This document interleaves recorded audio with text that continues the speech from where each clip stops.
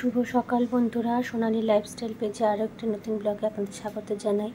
গতকালকে ব্লগ দিতে না পারার জন্য দুঃখিত, শরীরটা খুবই খারাপ ছিল।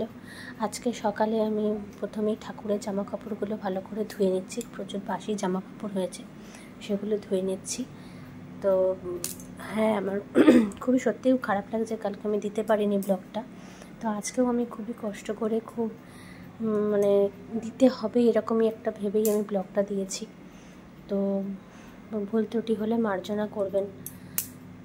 কালকে রাতে আমি ছোলার ডালটা ভিজিয়ে রেখেছিলাম, তো আজকে সকালে আমি সেই ছোলার ডালটা ভালো করে ধুয়ে নিচ্ছি। ভালো করে ফ্রেশ করে ধুয়ে নিয়ে ডালটা আমি রাঁধবো।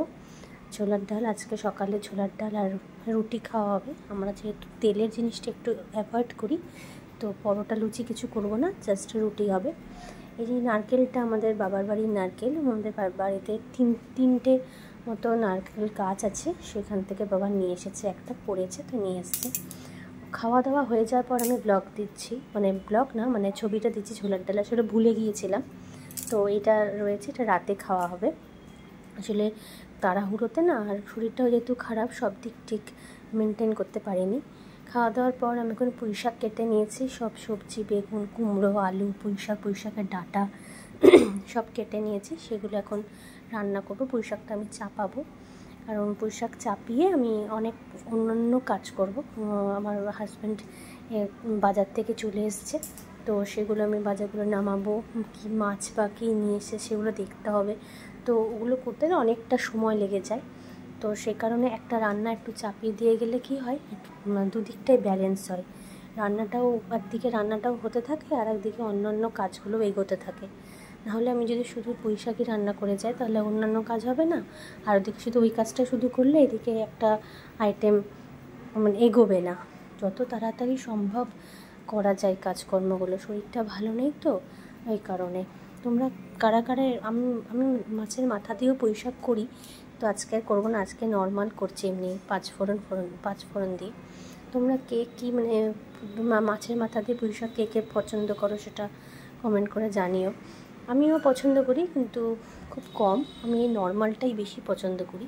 আমার বাড়িতে আবার মাছের মাথা দিয়ে। এই যে নিয়ে এসেছে রুই মাছ, যাক আমার পুঁইশাক তো অলরেডি মোটামুটি হয়ে গেছে, আর মাছের মাথা দিয়ে লাভ নেই। এখন অনেক কিছু নিয়ে এসেছে, পাবদা, রুই, তেলাপিয়া, মাছের ডিম। এখন তেলাপিয়াগুলোই কাটা নেই, তেলাপিয়াগুলো কেটে নেব একটা করে। আগে আমি একদমই মাছ করতে পারতাম না। মাছ যখনই বাজার থেকে নিয়ে আসতাম, তখনই আমার শাশুড়ি মাই কুটে দিতেন। উনি বলতেনও না যে কোটো বা শেখো, এরকম কিছু বলতেন না।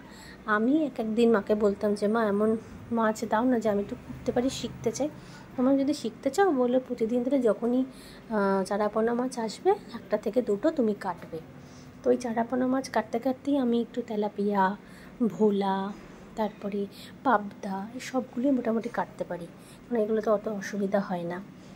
কাটতে পারি না শিঙি, ট্যাংরা, এইসব ধরনের মাছ আমি কাটতে পারি না। কই, এখন এই রুই মাছটা আমি ভেজে নিচ্ছি। রুই মাছের কালিয়া মতো করব, আর মাছের ডিমের বড়া। এই হবে আজকে দুপুরে আমাদের খাবার। খাওয়া দাওয়া হয়ে ঘুম থেকে উঠে এখন ঘরদোর পরিষ্কার করে নিচ্ছি। খাওয়া দাওয়ার সময় আর ব্লগ দিয়ে নিই। তোমাদের তো বললামই শরীরটা ভালো নেই, সব দিক ঠিক খেয়াল করতে পারছি না। এখন ফ্রেশ হয়ে ঘুম থেকে উঠে নিয়ে সমস্ত জামা কাপড়গুলো পরিষ্কার পরিচ্ছন্ন করছি। পরিষ্কার পরিচ্ছন্ন করে এখন মা বলল একটু জাম রেখেছি, মোনা জাম খেয়ে নাও।